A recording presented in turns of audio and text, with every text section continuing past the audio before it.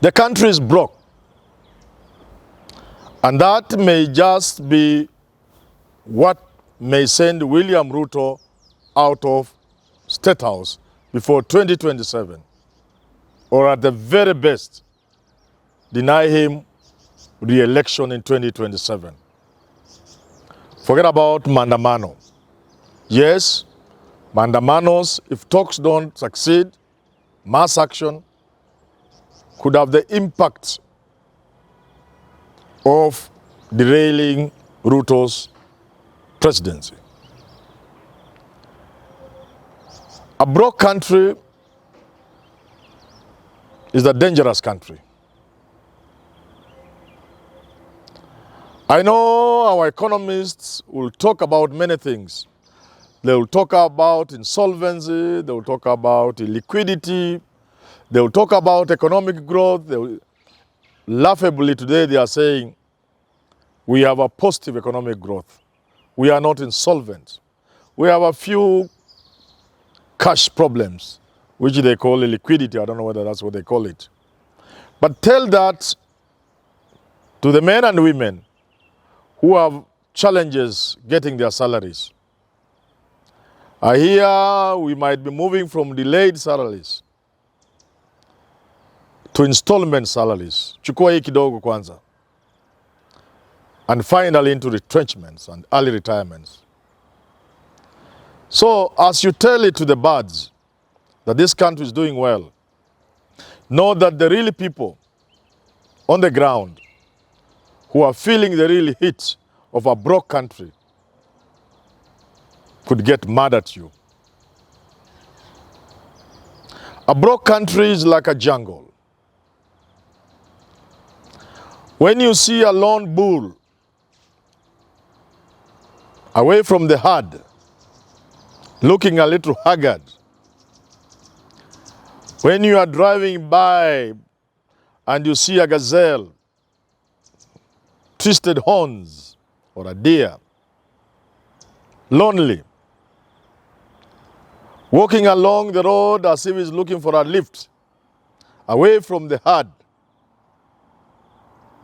the jungle book will tell you this is a male that has been chased from the herd because his maleness is questionable. When a lion can no longer be a lion before a lioness, it is chased away. And so it does apply to nations. When the government can no longer feed its people, when it gets as bad and as low as people having to miss their salaries, the government may be shown the door. I therefore appeal to the government to do everything possible, first to remain in power, because we need the government in power for it to do things for this country. And secondly, to save Kenyans from the misery of the impossible cost of living. I do so because I'm aware there are factors beyond our control as a country. So if we don't do what we should do now, and we wait until it is compounded with those things and factors over which we have no control, the bull shall be chased away from the herd.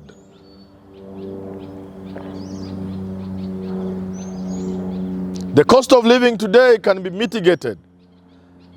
There is so much the government can do to lower the cost of living before external factors set in. And when those external factors set in and the cost of electricity is 3 times what it is today, and the cost of fuel, petrol, diesel doubles, and the cost of unga doubles, goes beyond double, it will be too little, too late when the government attempts to do something.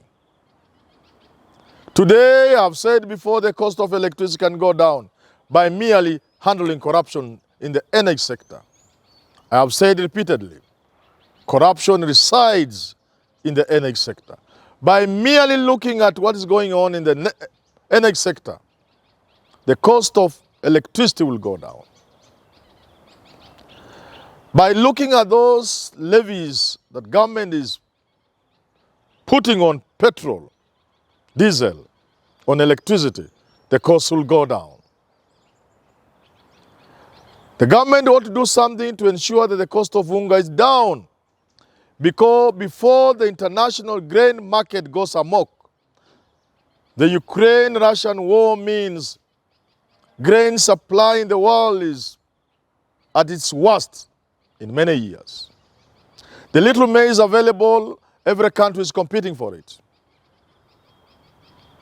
In the past year or so, international shipping lines, the mega transporters have more than trebled the charges for freight. Nobody knows the direction of the dollar. A combination of these forces will make life impossible, and the bull may be chased from the herd. I therefore ask the government to make serious efforts. As I'm writing in an article I'll be releasing soon, to tell people who have stashed money abroad, that is their own money, to bring that money back. To give amnesty to thieves. If you have stolen, return the money. We can make arrangement for you to return at night somewhere. The title deeds and everything, the cash. We will not ask questions. To move into a new way of doing things full of Ubuntu, where we tell Kenyans who can afford to finance certain government spending to do so. To encourage a few rich men to go to Kega County and buy all the books required instead of the government doing it. But that is not going to happen so long as they see whatever government raises is stolen. So government must come out today and deal firmly with theft of public property. Firmly with what we call corruption. Government must stop forthwith careless spending, wasteful spending. All this Thanksgiving nonsense must stop. Unnecessary crisscrossing the country. Government going to attend churches. There are sufficient churches in Nairobi. We know how much it costs for the president to travel to Kakamega to attend a church service. Important as it may be, this is not the time. There should be no overseas travel. There is nothing I teach at the university, and I can tell you, there is nothing people are going for when they go outside this country. Stop! Not a question of the size of the delegation, but no delegation at all, no trip. Stop Naivasha, stop Mombasa seminars. Period. Send the right signal to the people of this country that you are aware, if you are a government, that these are hard times. So government must be proactive, be pragmatic. Otherwise the bull shall be chased from the herd. When the lion can no longer serve the lioness, they shall be chased away. When the male gazelle is no longer functional, they are chased away. A government that cannot feed its people, a government that has a problem paying salaries to its people, will have a problem surviving. My advice to government today is you must do whatever is necessary to ensure you turn down the economy, turn around the economy. Don't wait for the plan. Don't wait for fertilizer to work. It may be too late. Look at the cost of electricity. Fish out those things that make electricity unnecessarily expensive. Look at the procurement of transformers, of meters, of posts, of independent power producer contracts. Deal with them. Deal with those cartels. The option government has is either to deal with the cartels, deal with state capture, or the citizens will deal with you as they chase you away from State House. That is obvious. And nobody will even tell you to leave. When the unga becomes 500 shillings and petrol is 400, even you yourself, you just take a walk. You better deal with the thieves.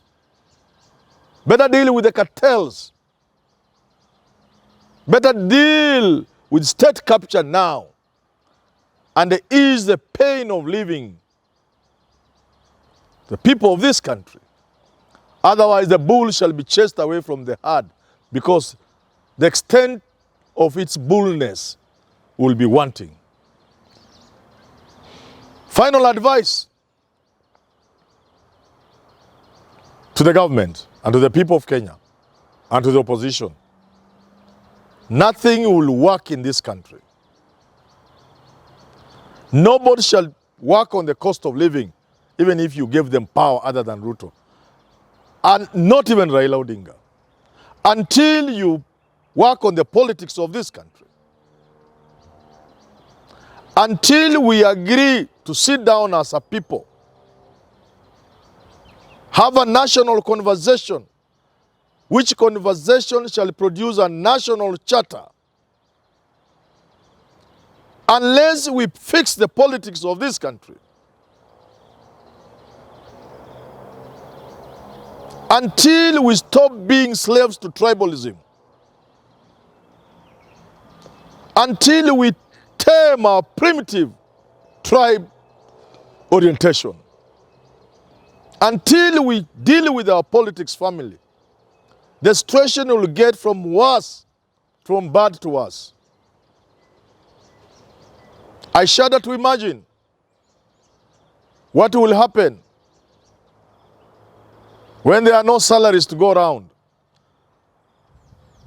when the so-called downsizing or retrenchment, whatever it's called, imposed by IMF, gets more people from the payroll and tosses them into the streets, where they'll get millions of others who are jobless. I shudder to imagine what will happen in this country when you have hordes of unemployed young men joined by those who are working in a brotherhood of joblessness and helplessness. I shudder to imagine what is going to happen in this country when, in a country with millions of jobless people, where in a country with more than half the population living below the poverty line as defined by the government and the World Bank of $1 a day. I shudder to imagine what will happen in this country when bread doubles in price, because it will double.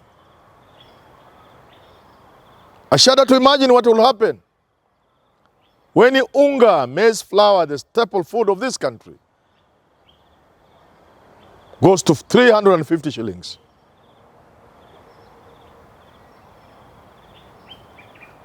I shudder to imagine what will happen when these experiments with procurement of oil hits the rock and diesel moves from the current price of around 160 and it goes to 340.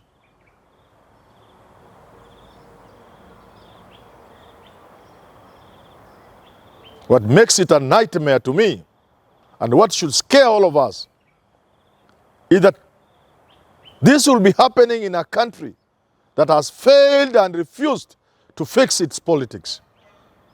And because of the failure or refusal to fix our politics, there will be millions of jobless people roaming the streets and looking for bread. When a time like that comes, when the Luo boy looking for bread shall not be looking for it from a Kikuyu or a Kalenjin, but from anybody who has a piece of bread, including his own Luo brother, and get that loaf of bread by force, that is a nightmare for this country. Unfortunately, is not very far. The former president said it. He said, we are a courting disaster. We are inviting a revolution. And therefore it saddens me so much, as I wind up, to see that a chance for Kenyans to sit down in what has been called the bipartisan approach is approached by one side with a carefree attitude, lack of seriousness, sheer contempt for the process and for the other side, including a Jubilee member in the team.